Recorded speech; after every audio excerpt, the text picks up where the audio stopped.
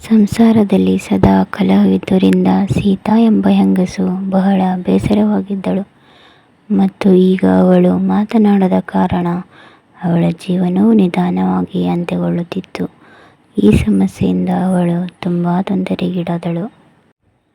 ಒಮ್ಮೆ ಋಷಿಯೊಬ್ಬನು ಭಿಕ್ಷೆ ಬೇಡಲು ಅವಳ ಮನೆಗೆ ಬಂದನು. ಮಹಿಳೆ ತನ್ನ ಸಮಸ್ಯೆಯನ್ನು ಋಷಿಗೆ ತಿಳಿಸಿದಳು. ಆಗ ಋಷಿಯು ಮಹಿಳೆಗೆ ಔಷಧಿಯನ್ನು ಕೊಟ್ಟನು ಮತ್ತು ಕೋಪ ಬಂದಾಗಲೆಲ್ಲ ಔಷಧಿಯನ್ನು ಬಾಯಿಗೆ ಹಾಕಿಕೊಂಡು 10 ನಿಮಿಷ ಮಾತನಾಡಬೇಡಿ, ಇಲ್ಲದಿದ್ದರೆ ಈ ಔಷಧಿಯು ಫಲಪ್ರದವಾಗುವುದಿಲ್ಲ ಎಂದು ಹೇಳಿದರು.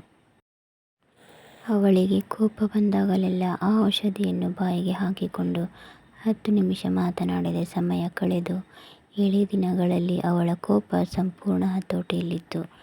ನಂತರ ಋಷಿಯು ಮಹಿಳೆಯ ಮನೆಗೆ ಬಂದರು. ಆ ಮಹಿಳೆ ಅವರ ಪಾದಗಳಿಗೆ ನಮಸ್ಕರಿಸಿ ಧನ್ಯವಾದಗಳನ್ನು ಅರ್ಪಿಸಿದಳು. ನನ್ನ ಕೋಪವು ದೂರವಾಗಲು ನೀವು ನನಗೆ ಒಳ್ಳೆಯ ಔಷಧಿಯನ್ನು ನೀಡಿದ್ದಕ್ಕಾಗಿ ನಾನು ನಿಮಗೆ ಕೃತಜ್ಞನಾಗಿದ್ದೇನೆ.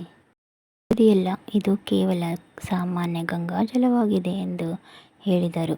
ಆದರೆ ಇದು ಔಷಧವಲ್ಲದಿದ್ದರೂ ನನ್ನ ಕೋಪವು ಶಾಶ್ವತವಾಗಿ ಹೋಗಿದೆ. ಆಗ ಋಷಿ ಹೇಳಿದರು, ಕ್ರೋಧವು ಮನುಷ್ಯರನ್ನು ನಾಶಪಡಿಸುತ್ತದೆ. ಆದ್ದರಿಂದ ನಾವು ಅದನ್ನು ತಪ್ಪಿಸಬೇಕು. ಅದಕ್ಕೆ ಔಷಧವಿಲ್ಲ, ಆದರೆ ಚಿಕಿತ್ಸೆ ಇದೆ. ಮೌನವು ಮಾನವ ಜೀವನದ ಪ್ರಸ್ತುತ ಪ್ರಮಾಣವಾಗಿದೆ ಎಂದು ಹೇಳಿದರು. ನಾವು ಕೋಪಗೊಂಡಾಗಲೆಲ್ಲ ನಮ್ಮ ಕೋಪವನ್ನು ನಮ್ಮ ಮೌನದಿಂದಲೇ ನಿಯಂತ್ರಿಸಬಹುದು. ಆದ್ದರಿಂದ ಕೋಪವು ತಾನಾಗಿಯೇ ಹೋಗುತ್ತದೆ. ಅವಸರವೇ ಅಪಘಾತ. ಹಾಗೆ ಜೀವನಕ್ಕೆ ಕೋಪವೇ ಹಾನಿಕಾರಕ. ಆದ್ದರಿಂದ ಕೋಪವನ್ನು ನಿಯಂತ್ರಿಸುವುದನ್ನು ಕಲಿಯೋಣ. ಧನ್ಯವಾದಗಳು.